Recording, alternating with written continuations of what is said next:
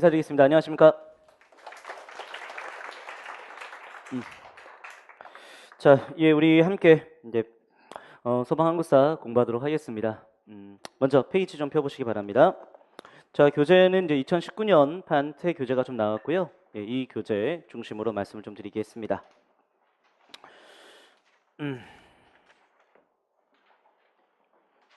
자, 12페이지를 좀 보시면요. 자, 역사의 학습 목적이라는 단원이 있죠. 사실로서의 역사와 기록으로의 역사가 있습니다. 자, 사실로서의 역사는 history as past, 기록으로의 역사는 history as historiography 이렇게 돼 있죠. 좀 구별 잠깐 해보도록 하겠습니다.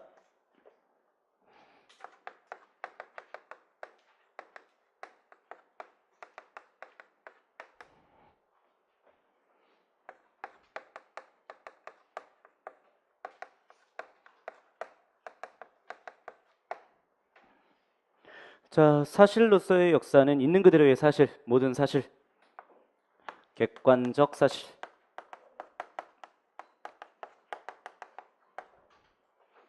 기록으로의 역사는 누군가에 의해서 기록된 것. 기록됐다라는 것은 누군가가 기록한 행위 자체가 결국엔 주관이 반영됐다고 볼 수 있는 거죠. 그렇죠? 주관이 반영됐다. 다시 말하면 이게 중요하다 생각을 했기 때문에 기록한 것이죠. 그렇죠? 주관적 사실. 구별 가능하죠. 이렇게 했고, 좀 더 얘기하면 객관적 사실 강조하는 건 실증주의라고 얘기하고, 주관적 사실은 이건 사람마다 주관이 다를 수 있고 시대마다 다를 수 있고, 그렇죠? 그래서 이건 상대주의 이렇게 얘기합니다.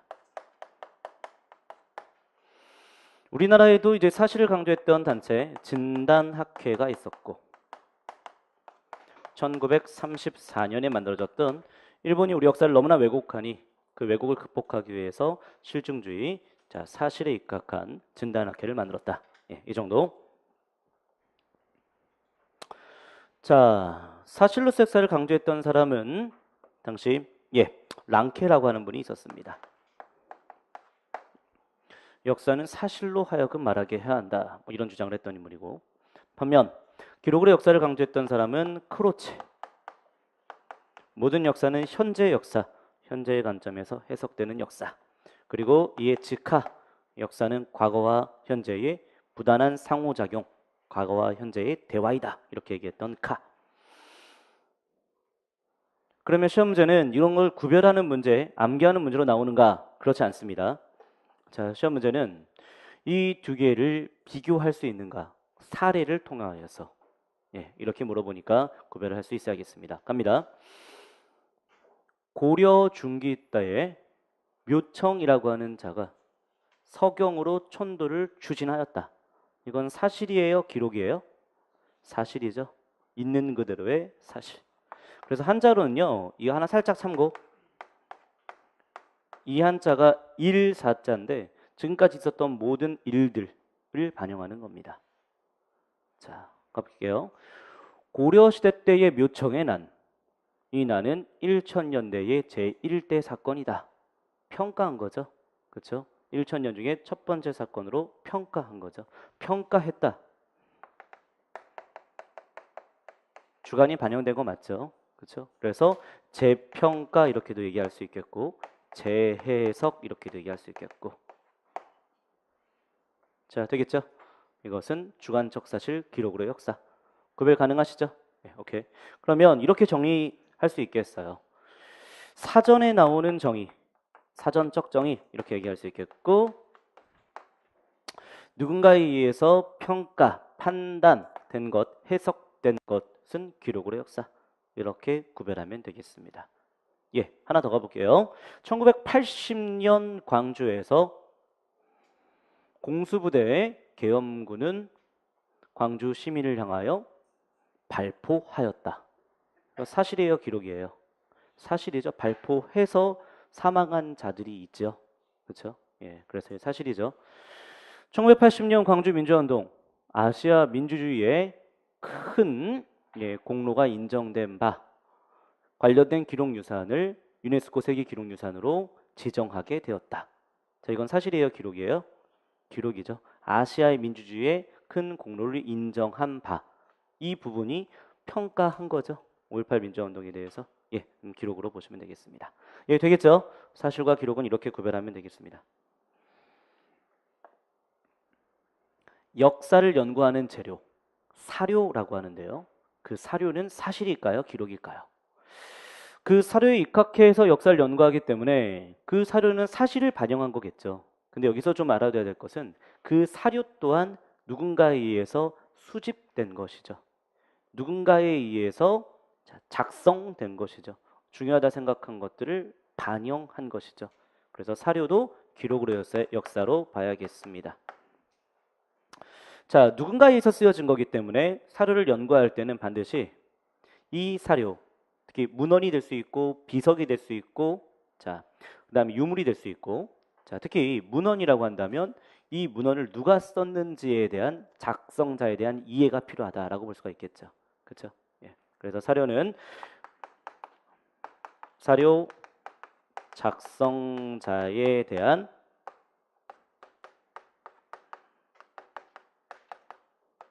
이해가 필요하다. 누가 썼는지를 알아야, 그리고 그 누군가에 대해서 이해를 해야 그 사료에 대해서 더 객관적이고 더 정확하게 파악할 수 있다는 것이죠. 그렇죠. 자, 근데 사료를 그대로 다 믿을 수는 없습니다. 사료를 비판할 수 있어야 돼요.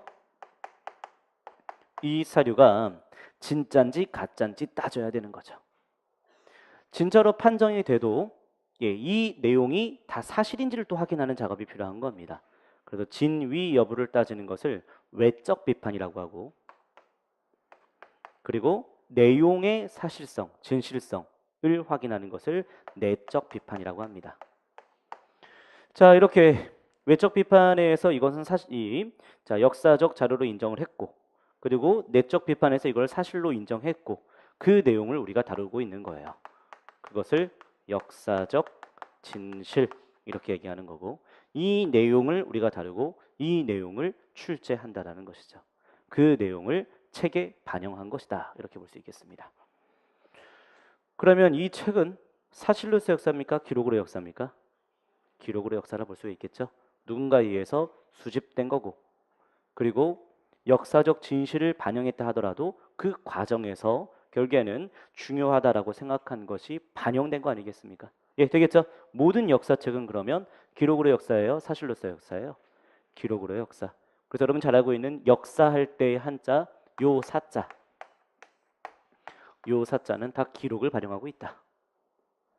이해되시죠? 그렇죠? 예, 국사, 한국사, 역사 할 때 이 사 아닙니까? 그렇죠? 예, 그래서 이 사는 뭔가 활 쏘기해서 그 활을 담아놓은 그 사람의 모습을 반영하고 있습니다. 그래서 관역을 맞춘 것만 역사로 인정한 거죠. 누군가에 의해서 기록된 것만 역사로 인정한다. 이렇게 볼 수 있겠습니다. 예, 되겠죠? 책을 보겠습니다. 사실로서의 역사는 세 번째 줄, 의미 세 번째 줄. 역사란 바닷가의 모래알같이 수많은 과거 사건들의 집합체라는 표현이 나와 있죠. 바닷가의 모래알같이 수많은 과거 사건들의 집합체. 자, 이 말 확인할 수 있겠죠? 예. 자, 실증주의 랑케가 있었고요. 자, 랑케는 역사가 인물은 자기 자신을 죽여야 한답니다. 그리고 본래 어떠하는 것을 밝히는 것. 오직 역사적 사실로 하여금 이야기하는 것. 일튼 중요한 걸 뽑을 수 없고 그것 자체가 중요하다라는 것이죠. 반면 오른쪽에 있는 기록으로의 역사는요. 자, 의미를 좀 파악해 보겠습니다. 역사가가 이를 조사하여 연구하여 주관적으로 재구성한 것. 그래서 역사가들이 특별히 의미 있다고 선정한 사실. 근데 여기 사의 사자가 한자로 역사 사자가 되겠죠. 되겠습니까? 네, 이렇게. 자, 상대주의의 모습이었고요. 자, 원인, 의미, 해석의 중요성을 뒀습니다. 가, 크로체 등등의 인물들 확인할 수 있겠습니다. 핵심 사료. 핵심 사료는 좀 색깔이 달리 돼 있네요. 해설까지 다 소개해 놨습니다. 다음 주에 직접 여러분들이 사료를 파악해야 되겠습니다. 사료 파악.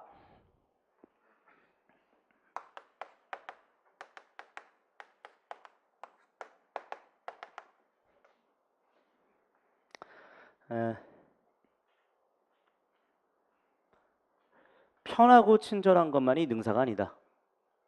제가 중요한 사료에 핵심 문장을 굵은색으로 표시할 수도 있고, 그리고 이것을 수업 중에 다 소개할 수도 있고, 그것은 아무 도움이 안 된다. 왜냐하면 실제 시험장에서는 여러분들이 낯선 사료, 처음 보는 사료를 접하게 될 수 있기 때문에 그 사료를 스스로 분석할 수 있는 눈을 키우게 하는 게 맞다라고 생각합니다. 그래서 사료의 핵심 문장도 제가 표시 안 해놨고요. 해설은 해놨지만 이것을 제가 정규 수업 때 다루지 않겠습니다. 자, 여러분들이 오늘 수업을 듣고 이 문장은 내가 중요하다 생각하는 문장은 이거다라는 것을 좀 체크를 좀 해주십시오. 예. 자, 그걸 바탕으로 제가 다음 주 수업 시작할 때 같이 확인시켜 드리도록 하겠습니다. 스스로 사료를 분석하지 못하면 실제 시험장에서 문제를 못 풀어요. 그래서 우리는요, 다 알려주는 게 중요한 게 아니라 결국에는 스스로 문제를 풀어낼 수 있는 능력을 키우게 하는 게 중요하지 않겠습니까? 예. 사료 중심형 문제 소방에서는 자, 20문제 중에서 거의 18개, 19개 정도가 나와 버립니다. 거의 한 8, 90% 이상이 사료 분석 문제입니다. 그러니까 사료가 또 그렇다고 해서 책에 있는 사료만 나오는 게 아니에요. 처음 보는 사료가 나왔을 때도 키워드를 잡아내고 시기를 파악할 수 있는 능력이 필요하기 때문에 이것은 제가 정규 수업 때 하지 않겠고 다음 수업 때 진행하도록 하겠습니다. 알겠죠? 예, 그 수업 때 진행하지 않고 다음 주 수업 때 진행을 하는 걸로. 여러분들은 그래서 미리 복습할 때 사료의 핵심 문장을 좀 체크를 좀 해오십시오. 알겠죠? 밑줄을 좀 쳐오십시오. 예, 그렇게 하면 좋겠습니다.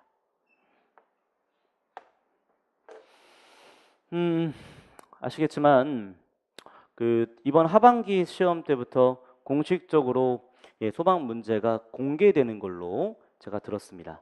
네, 공개가 된다는 얘기인데 엄청난 변화입니다. 이거 엄청난 변화입니다. 어떤 변화를 예측하겠습니까?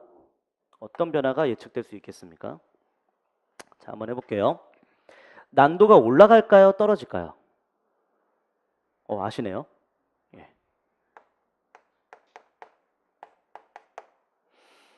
너무나 쉽게 돼버리게 되면 그러면 좀 약간 출제자들이 좀 우스워질 수 있잖아요.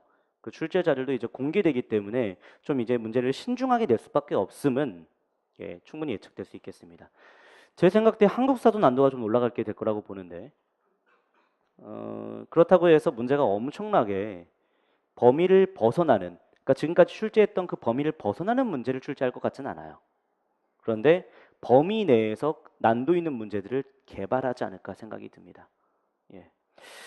결국에는 과락은 많이 양상되지 않게 하기 위해서 어느 정도 기본형 문제들을 한 절반 이상은 깔지 않을까 싶어요. 그리고 고난도 문제를 한 10점, 20점 정도 내지 않을까 생각이 듭니다. 그래서 예전보다는 특히 예전 같은 경우 95, 100이 거의 일상적이었는데 이제 그렇게는 점수가 나올 가능성이 높아 보이진 않아요. 하나 더 변수. 꼭 긍정적으로만 볼 수 없는 얘기긴 한데 이렇게 난도가 높아진다 하더라도 일행보단 높진 않을 겁니다. 일반 행정직보단 높진 않을 겁니다. 일반 행정직도 이제 공개된 문제를 확인할 수 있겠죠. 그러면 계속 일반 행정직에서 좀 아슬아슬하게 안 된 학생들 전환 가능성이 충분히 있죠. 그렇죠? 예. 그래서 난도도 높아지고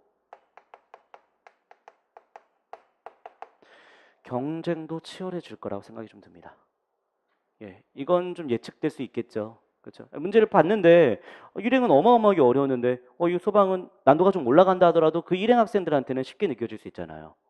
그러면 좀 체력을 좀 있게 준비해서 시험을 보자. 뭐 체력을 안 보고 이제 시험을 보는 경우도 있을 수 있겠고 어쨌든 간에 경쟁은 좀 더 치열해질 수밖에 없을 것 같아요. 그래서 좀 센 얘기인데 좀 미안한 얘기지만 예전보다 좀 합격문이 좁아지고 있습니다. 예, 그걸 좀 각오하고 공부를 하셔야 될 것 같아요. 예, 그래서 필기에 대한 좀 여러분들의 마음가짐이 좀 달라야 될 것 같아요. 예전에는 버티면 되고 그리고 끝까지 해내는 과정에서 뭐 사실 영어가 60, 70점 맞은 상태에서도 합격되는 케이스를 많이 봤지만 이제는 좀 힘들어지지 않는가 뭐 이런 생각이 좀 듭니다. 그래서 이런 것들은 좀 예측 가능하죠. 그렇죠? 문제가 공개되기 때문에.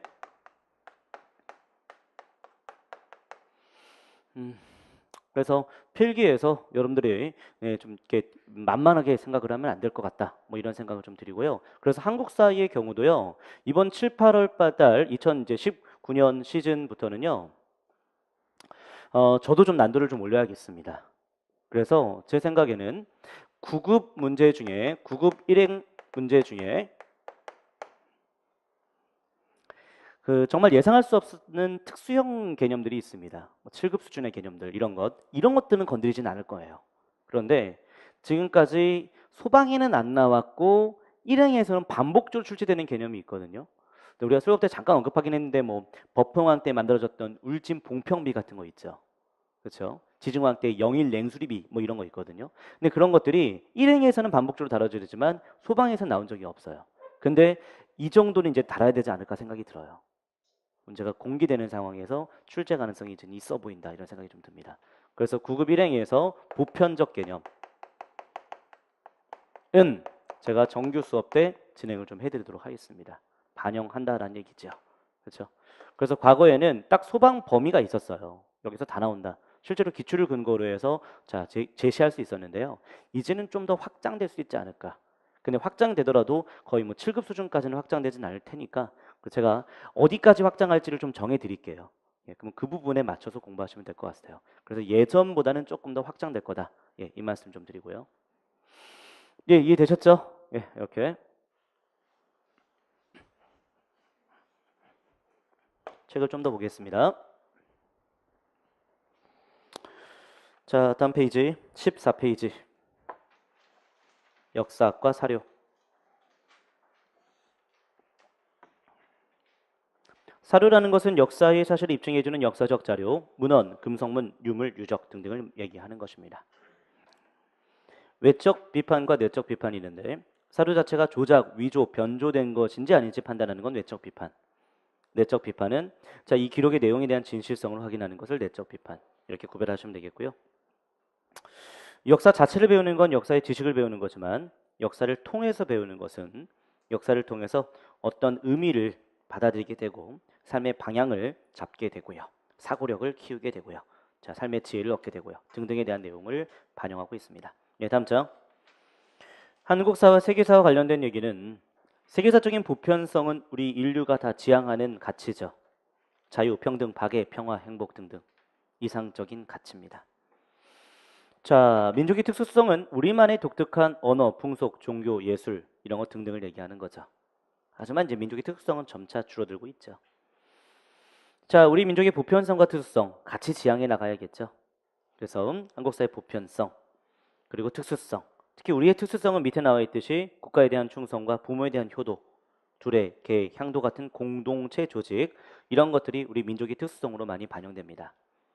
그래서 보충 설명 잠깐 읽어볼게요.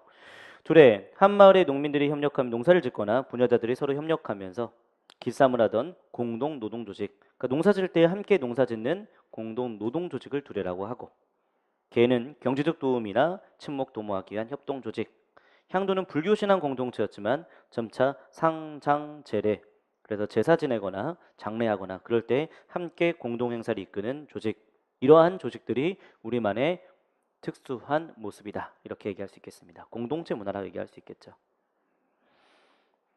예, 제가 최대한 수업에 집중해서 말씀 좀 드리겠지만 그 사례 조금만 좀 제시해드리면 좀 감동적이지 않았습니까? 이번에 태국 동굴에 갇혔었던 그 축구 선수 어린 학생들 그 다국적 그 구조대들이 이렇게 한 명도 빠짐없이 다 구조했는데 그 모습도 참 멋있지 않았어요? 마지막에 구조된 사람은 또 이제 감독이었잖아요. 그렇죠? 그래서 어른으로서의 모습을 좀 보인 것 같아요. 너희들 다 나가라. 마지막에 내가 나가겠다. 그렇죠? 예. 그리고 그 어린 학생들도 축구를 해서 그런지 이게 잠수를 못 했는데도 거기서 직접 잠수를 배워서 직접 이렇게 탈출에 성공하는 모습이었는데 그 신문 기사를 보니까 그렇게 동굴에서 탈출하는 사례들이 거의 없대더라고요. 동굴에 갇히면 거의 사실 살아서 돌아오기가 많이 어렵다 하는데 이번에 다국적 그 구조대들이 여러 가지 최신 장비를 동원해서 그렇게 그 구조한 걸 보면 야, 이게 바로 인류의 공통된 가치가 아닐까. 그래서 우리 모든 전 세계가 박수치지 않았습니까? 그렇죠? 그런 모습들이 세계사적인 보편성이 아닌가 싶습니다. 자, 우리 문화의 특성을 좀 보시면요. 선사 고대, 고려, 조선으로 가면서 우리 문화가 이런 영향을 좀 서로 주고받습니다. 아시아의 북방 문화와 연계되는 문화는 선사시대, 중국을 통한 한자, 유교, 불교, 율령 등등을 수용한 건 고대 사회, 불교가 정치적 이념 채택된 건 고려, 유교적 가치를 강조했던 조선, 이렇게 확인하시고 밑에 보충 설명을 좀 읽어보시기 바랍니다. 세계화 시대 때의 역사 인식, 개방적 민족주의, 버려야 사고는 배타적 민족주의. 자, 그리고 사대주의 이런 것들은 버려야 될 사고가 되겠죠. 다음 장. 자, 본격적으로 자, 책을 보시면 용어 정리라고 되어 있습니다. 이 용어 정리는 제가 왜 제시해 드렸냐면 그 한국사 공부를 기존에 좀 하신 분도 있겠지만 중학교 이후부터는 거의 안 하신 분들도 있습니다. 근데 그런 분들은 이 말 자체, 용어 자체가 좀그 피부로 이제 느끼는 게 좀 다를 수가 있을 수 있어요. 근데 이제 아시겠지만 검색을 해도 네이버나 이런 데 검색을 해도 좀 설명이 좀 이렇게 어렵게 제시되는 경우도 많이 있으니까요. 그래서 이 단어 하나하나를 이렇게 하나씩 자, 이렇게 설명하는 그러한 내용들은 사실 인터넷에서 잘 보기 어려운 자료가 될 수 있습니다. 제가 이렇게 우리 역사 용어를 이렇게 한자로 풀어 쓴 이런 책을 좀 이렇게 확인해서 중요한 내용들을 이렇게 발췌해서 포함했으니까 혹시 자기가 이제 이 글이 이 말이 좀 모르겠다 싶으면은 앞에 거 좀 참고해서 확인하시면 좋을 것 같아요. 그래서 보시면 거기 의기라는 표현 나오잖아요. 좀 어려울 수 있어요. 그래서 의기, 의식에 쓰인 도구 이런 거죠. 그래서 우리가 자, 이 철기 시대 때에 청동기의 의기화 이런 내용을 얘기할 거거든요. 의기 뭐야? 의식용 도구 이렇게 떠올리면서 공부하시면 되는 거죠. 그렇죠. 그런 식으로 활용하면 좋을 것 같고 그리고 2회독 이상이신 분들은 이 단어 옆에다가 시대와 본인이 알고 있는 개념을 한번 써보는 것도 복습의 방법이 됩니다. 예를 들어서 족외혼이 나와 있습니다. 그럼 족외혼? 이거 배운 지 언제 나왔지? 이걸 한번 써보는 거예요.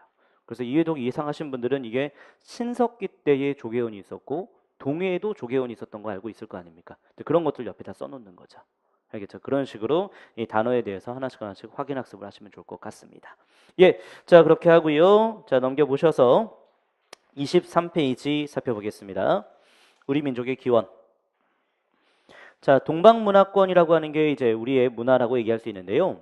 자, 중국과는 좀 다른 동방문화권 이렇게 얘기할 수 있겠습니다. 특히 동이족이라는 말을 특히 우리나라에 대한 표현으로 많이 쓰고 있죠. 자, 우리 민족의 형성에서는 신석기 때부터 청동기에 거치면서 민족의 기틀이 이루어졌다라고 볼 수가 있겠고, 다음 장. 자, 그리고 우리의 민족의 주류. 자, 청동기 때 민무늬 토기를 갖고 있었던 분들이 빗살무늬 토기 갖고 있는 사람들을 흡수했다 이렇게 볼 수 있겠습니다. 그래서 신석기에서 청동기에 거치면서 우리 민족의 기틀이 형성되었다 이렇게 이해하면 되겠고 나머지들은 참고해서 읽어보시면 되겠습니다.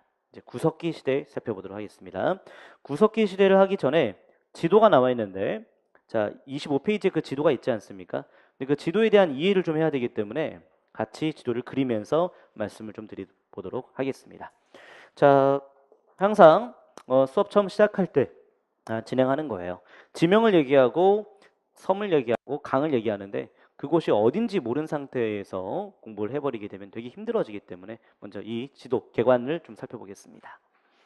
자, 같이 한번 따라 그려보시면 좋을 것 같습니다. 근데 실제로 별로 지도가 너무 이쁘진 않다. 그런데 항상 이렇게 파인 곳 있죠. 파인 곳. 파였네. 여기 파였네. 파였네. 알겠죠? 이런 파인 곳은 항상 강이 흘러요. 그래서 여기에는 이제 대동강이 흐르고 여기에는 이제 한강이 흐르고 여기는 이제 금강이 이렇게 흐르게 됩니다. 그렇죠? 자, 그래서 한번 해봅시다. 자, 이 강이 뭐라고요? 시작. 대동강이란 말씀 드렸었고 요 강은 한강 되는데 북에서 흐르는 강은 북한강, 남쪽은 남한강 이렇게 되겠죠. 그래서 북한강, 남한강 이렇게 되겠고요. 자, 이 강은 충청도와 전라도를 가로지르는 강입니다. 이렇게 딱 충청도, 전라도를 가르는 강 바로 금강이 되겠습니다. 이렇게 있고 그래서 이런 표현 나오거든요. 우리가 배우면서. 그 백제가 당시 멸망한 이후에 일본이 백제를 도우기 위해서 당시 우리나라에 파병을 한 적이 있습니다. 근데 그 금강하구인 백강에서의 전투, 백강전투라고 하는 전투가 있는데 거기서 이제 패하면서 일본이 돌아갔다 이런 기록들이 있거든요. 그러면 금강하구 어딘지 알아야겠죠, 여기. 그렇죠? 여기에 왔다는 얘기죠. 예, 이렇게 보시면 되겠고. 자, 이 강은 예, 낙동강 되겠습니다. 낙동강. 자, 근데 낙동강은요. 여기가 위에가 상류고 여기가 하류죠. 그렇죠? 그 낙동강 하류에서 이제 나중에 변한 김해가 발전하게 되거든요. 그래서 상류, 하류 이렇게 되겠습니다. 한강도 마찬가지죠. 자, 여기가 상류예요, 하류예요? 예, 여기서 물이 흐르기 시작하니까 상류, 하류 이렇게 되는 거죠. 그러면 중국과 교역할 수 있는 곳은 한강 상류예요, 하류예요? 시작. 하류. 한강 하류를 중심으로 중국과 교역했다. 이 말 가능하죠? 예, 오케이.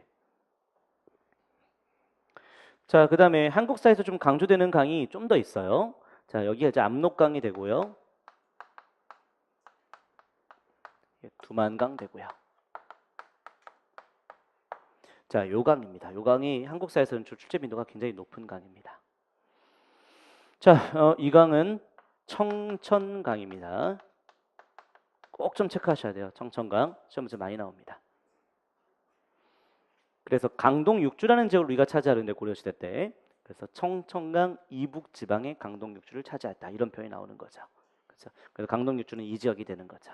예, 아무튼 청천강 위치 파악해내시고 자, 그 다음에 고려시대 때 수도가 바로 개성이 되는데 개성을 관통하는 광, 이 강이 바로 예성강이 되겠습니다. 개성을 관통하는 강, 예성강까지 확인해봤습니다. 예, 됐죠? 자, 강은 이 정도 보면 되겠습니다. 자, 근데 지금 현재는 중국이긴 하지만 우리 역사에 터전이었던 곳이 있어요. 그래서 그 곳 중 몇 군데 살펴보면은요. 자, 여기가 이제 그 랴오둥반도라고 얘기하는데 중국말로는 근데 이제 우리식의 표현이 좀 있습니다. 이 랴오둥반도의 우리식 표현은 여기에 요하가 흘러요. 라호허 강이라고 얘기하는데 요하 그래서 요하 서쪽과 동쪽 요하 서쪽은 요서 요하 동쪽은 요동 이렇게 되겠습니다. 그래서 요동 요서 그래서 이 요동 요서를 합쳐서 요령 근데 현재는 랴오둥이라는 말을 더 많이 쓴다. 이렇게 보면 되겠습니다. 자, 되겠죠? 자, 그리고요. 이 지역이 이제 산둥반도가 되겠습니다. 여기가 이제 산둥.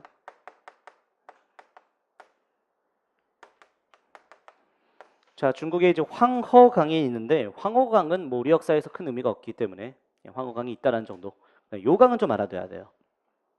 양, 쯔, 강 이렇게 있는데 자, 위가 양쯔강 상류고 양쯔강 하류로 내려가게 되는 거죠. 그래서 양쯔강 하류가 나중에 통일신라 시대 때 신라인들이 많이 거주했던 곳이 있기 때문에 양쯔강 하류에 신라인들도 많이 있었다. 이 정도의 내용을 좀 파악해야 됩니다. 예, 되겠죠? 자, 이제 섬을 좀 볼게요. 섬. 예, 섬은 이 섬은 좀 이게 우리 역사에서 정말 많이 나오는 섬입니다. 자, 바로 강화도가 되겠습니다. 강화도. 자, 그리고 밑에 진도가 있고요. 완도가 있습니다. 다 전라남도 남해안 일대가 되겠죠. 그 다음에 이제 거문도 이렇게 되고요. 자, 그 다음에 이제 경상남도 쪽에서는 이제 한산도가 있습니다. 이건 특히 여러분들 임진왜란 때에 많이 들어봤던 한산도 대첩이 바로 이 지역 중심이겠고요. 그 다음에 여기에 거제도라고 하는 곳이 있습니다. 이건 6.25 전쟁 중에 반공포로가 많이 있었던 곳이기도 했었습니다. 거제도. 그 다음에 이제 부산에 지금은 이제 그 다리로 연결되어 있지만 예전엔 섬이었죠. 그렇죠? 예, 이곳이 바로 영도, 절영도라고도 하죠. 부산의 영도 이렇게 있겠습니다. 어마어마하게 많은 섬을 다 확인할 수는 없고, 자, 우리 역사와 관련된 섬만 살펴보면 되겠습니다. 그리고 아시겠죠? 울릉도와 독도까지.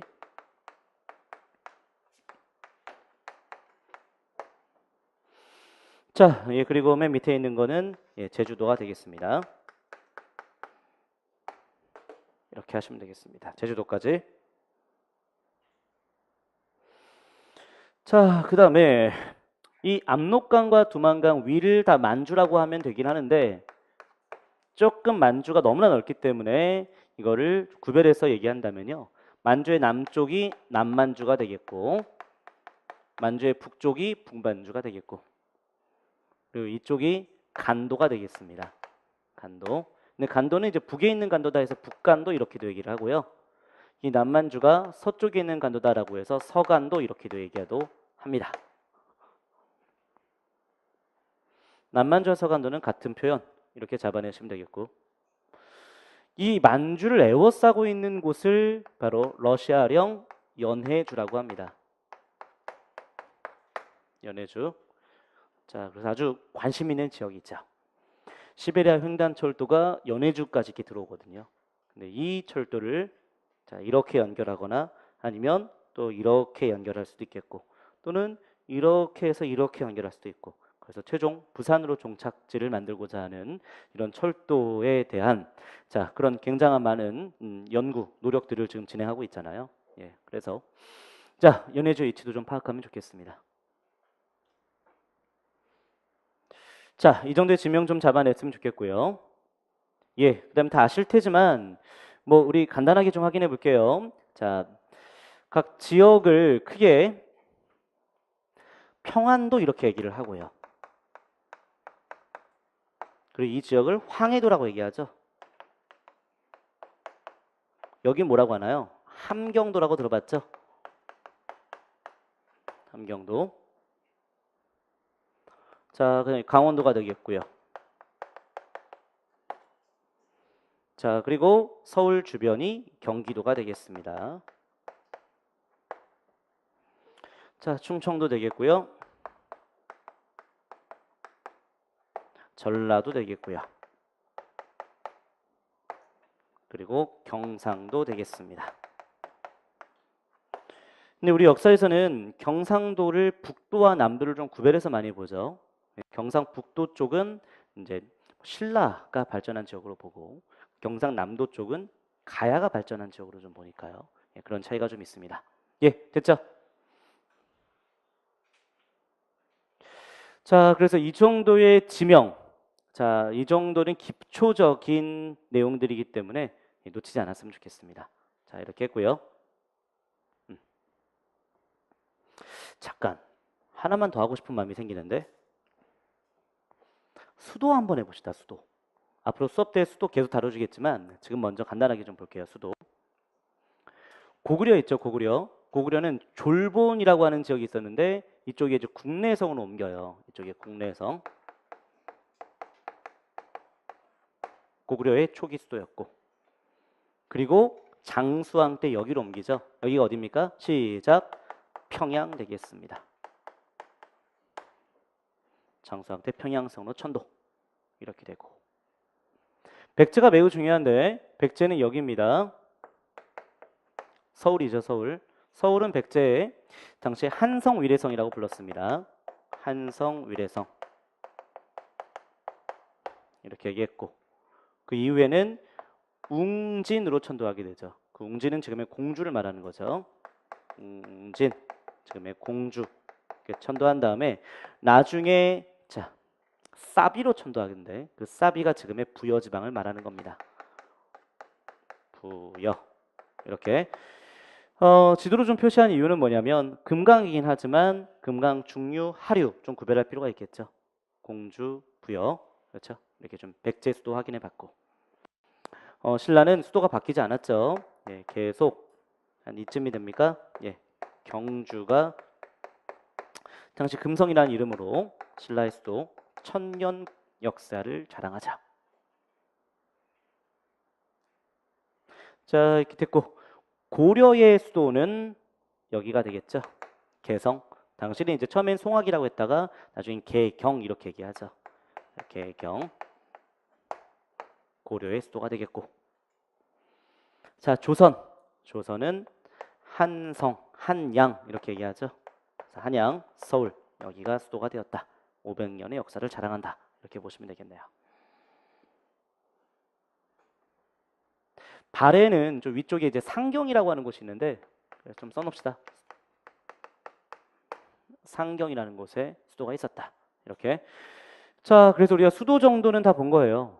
고구려 백제 신라, 그 다음에 통일신라와 발해, 고려, 조선. 예, 수도는 다 이렇게 확인하면 되겠습니다. 예, 되셨죠? 예, 이 정도. 예.